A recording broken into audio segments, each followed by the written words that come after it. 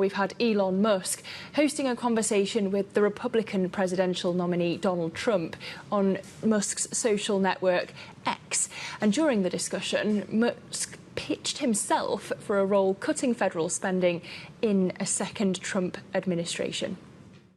I think it would be great to just have a government efficiency commission that takes a look at these things and just ensures that the taxpayer money, to the taxpayers' hard-earned money, is spent in a good way. And I'd be happy to help out on such a commission. I'd love if it were formed. Well, you're the greatest cutter. Well, for analysis of that conversation, Bill Faries, our Asia senior editor, joins us now. Bill, Musk's just given Trump a massive donation. He's kind of playing kingmaker here. I wonder who you thought gained the most from this conversation on X Spaces. Well, it was a rough start for this conversation between the two. It was delayed by almost 40 minutes as there were some technical glitches. Musk's team has said that there was some kind of a cyber attack. We've seen this kind of issue before on Twitter, or X as it's known, and previous events where large numbers of people sign up. It looked like the conversation peaked at 1.3 million.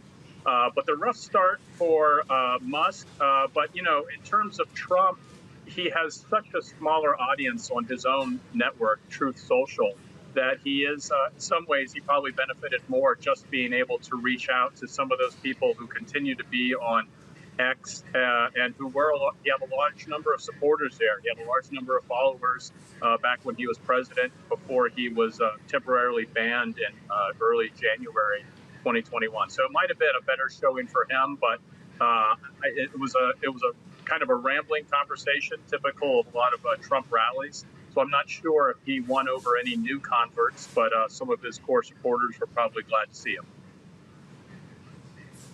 And you've got many commenting that those technical glitches don't exactly reflect well on Musk's competence when he's pitching himself for a job in the second Trump administration, if it happens. What sort of role could we see? Well, Musk was really focused on some kind of the government spending commission that would look at how, where government money is going. I think a lot of people in Washington might kind of roll their eyes at that idea, but it is worth remembering that Musk was on a CEO commission very early in Trump's term, back in 2017. He and several other high-profile CEOs ended up quitting that commission over frustration over things like Trump pulling out of the Paris climate change agreement and other events. And Trump eventually kind of disbanded that whole group as more and more CEOs looked for the exit.